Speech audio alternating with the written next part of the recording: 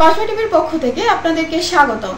শিরোনাম নিয়ে সাথে আছি আমি শারমিন আক্তার। কসবা উপজেলা পরিষদ নির্বাচনে চেয়ারম্যান প্রার্থী রাশেদুল কাউসার ভূঁইয়া জীবন ও ভাইস চেয়ারম্যান প্রার্থী মোহাম্মদ মনির হোসেনের নির্বাচনী প্রচারণা সভা অনুষ্ঠিত হয়। তথ্যচিত্রে তানভীর আলম ঢালি।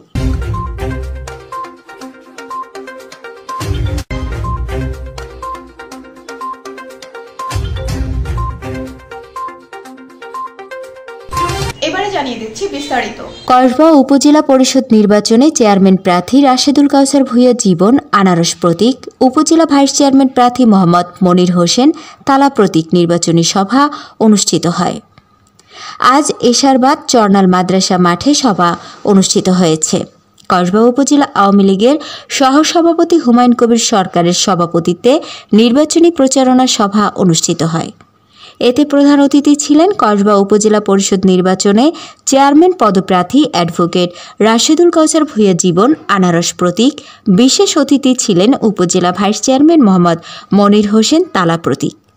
কসবা পৌরসভার সাবেক মেয়র ইমরান উদ্দিন জুয়েল, কসবা উপজেলা ছাত্রলীগের আহ্বায়ক আফজাল হোসেন রিমন, কসবা পৌর যুবলীগের সাধারণ সম্পাদক রতন সরকার, কসবা উপজেলা ছাত্রলীগের যুগ্ম আহ্বায়ক কাজী মানিক, কসবা পৌরসভার কাউন্সিলর ফুরকান উদ্দিন, কসবা পৌর কাউন্সিলর রঘু মিয়া, কসবা পৌরসভার সাবেক কাউন্সিলর হেলাল উদ্দিন, কসবা উপজেলা ছাত্রলীগের সাবেক সিনিয়র সহসভাপতি ইব্রাহিম মিয়া সহ অনেকেই।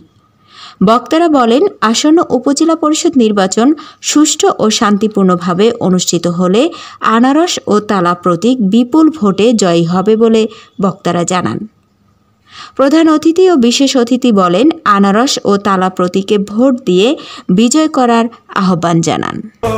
আনারসের হবে জয়, জিতবে ভোটে সকল ভোটার কয়, আনারসের হবে জয়, সকলে কয় আনারসের হবে জয়, আনারসের হবে জয়, সকলে কয় আনারসের হবে জয়।